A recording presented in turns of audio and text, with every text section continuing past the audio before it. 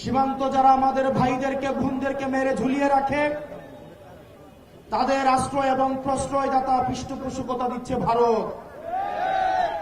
ভারতকে স্পষ্ট ভাষায় বলতে চাই, যারা আমার দেশের সার্বভৌমত্বকে বিশ্বাস করে না,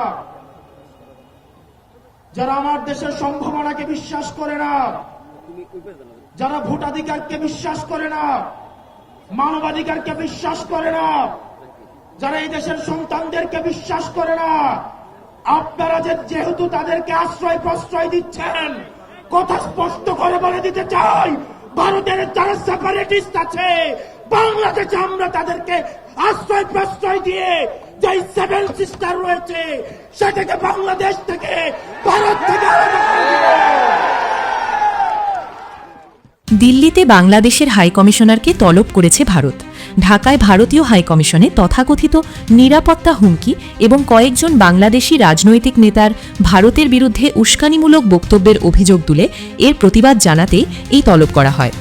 বুধবার 17 ডিসেম্বর ভারতীয় সংবাদ মাধ্যম এনডিটিভি এক প্রতিবেদনে এই তথ্য জানিয়েছে।